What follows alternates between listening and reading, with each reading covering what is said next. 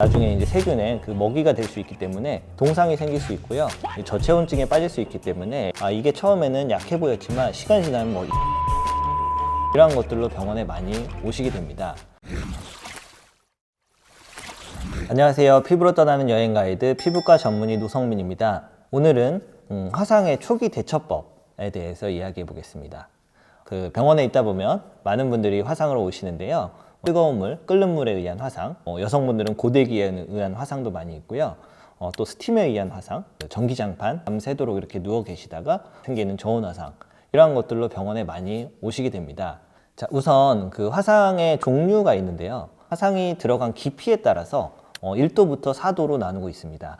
보통 이제 피부의 층을 가장 위에 있는 표피층, 그 밑에 있는 진피층, 그리고 피부 이제 진피 밑에 있는 지방층, 지방 밑에 근육 밑에 뼈, 이렇게 쭉 있는데 보통 이제 저희가 1도 화상이라고 하면 표피만을 침범한 화상을 의미합니다. 이 1도 화상은 표피만 살짝 다친 화상이기 때문에 보통 물집이나 이런 게 전혀 잡히지 않고 약간 붉은기가 있을 수 있고요. 통증이 있을 수 있습니다. 보통 수일 내로 그냥 돌아오는 경우가 많고 흉터를 남긴다거나 이러한 경우는 거의 없습니다. 2도 화상은 저희가 부분 화상이라고 부르는데요. 진피에 그 부분적으로 침범한 화상입니다.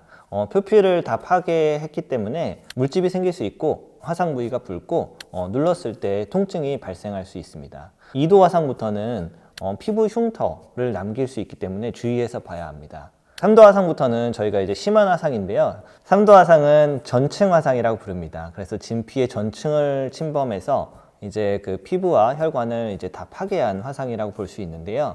흉터가 거의 확실히 남을 가능성이 있고 이 회복이나 이런 게 훨씬 오래 걸리기 때문에 3도 화상부터는 저희가 굉장히 심한 화상으로 분류하고 있습니다. 4도 화상은 진피층을 넘어서서 그 밑에 있는 지방층, 근육층 혹은 뭐 뼈와 인대까지 침범할 수 있는 화상이고 피부 흉터를 넘어서서 그 기능상의 문제가 생길 수 있기 때문에 굉장히 심한 화상이라고 생각할 수 있습니다. 그러면 화상이 발생했을 때 어떻게 대처해야 될까요? 첫 번째, 우선 원인이 되는 물질을 제거해야 됩니다. 당연한 얘기겠지만 뜨거운 물이야 바로 이제 피하면 되는데 화학 물질이 묻었다거나 했을 때 그 화학 물질을 잘 씻어내는 것이 필요합니다.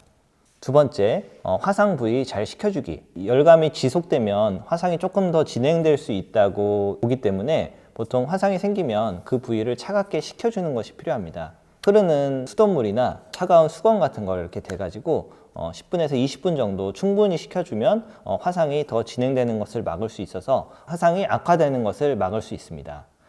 아이 같은 경우에는 면적이 넓은데 흐르는 물에 너무 오래 식혀두면 저체온증에 빠질 수 있기 때문에 아기 같은 경우는 그냥 차가운 수건으로 덮어주시는 게 좋고요.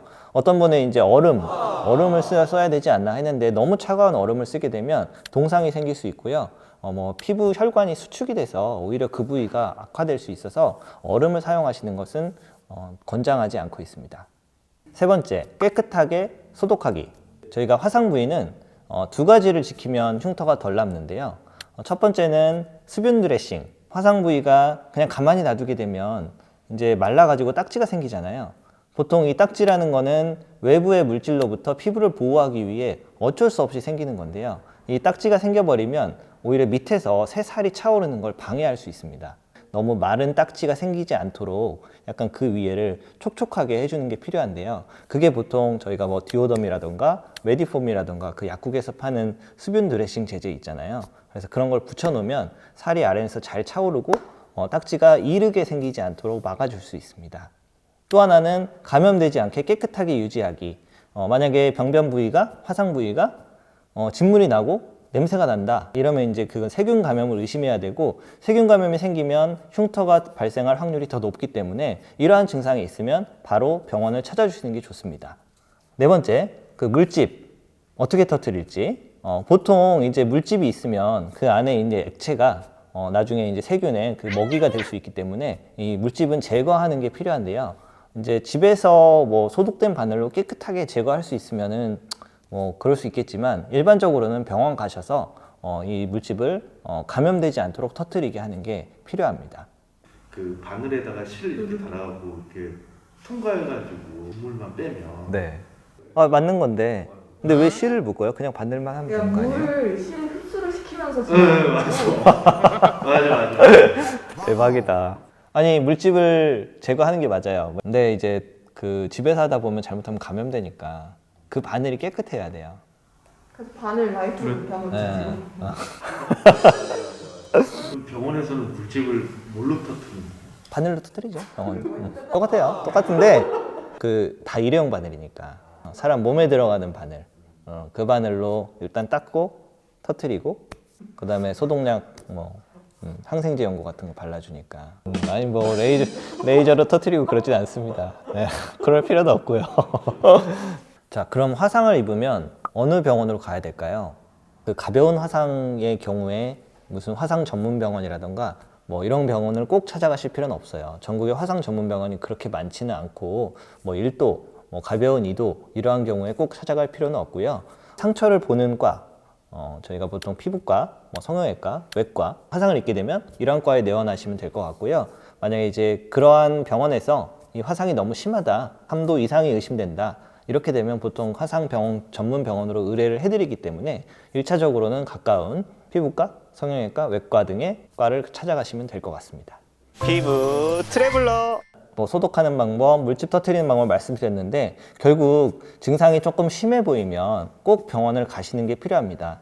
이게 처음에는 약해 보였지만 시간이 지나면 뭐 2도, 3도 이렇게 진행되는 경우가 있고 오늘 다쳤는데 오늘은 물집이 없었지만 내일 물집 발생하는 경우 그런 경우도 매우 흔합니다. 그래서 화상이 일단 조금 심하다 싶으면 바로 가까운 그 피부과라든가 그런 병원을 찾아주셔가지고 화상의 정도를 정확히 평가하고 그 다음에 치료를 받는 게 필요합니다.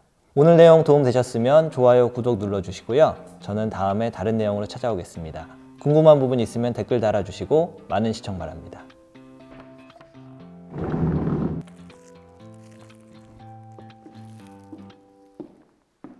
끝.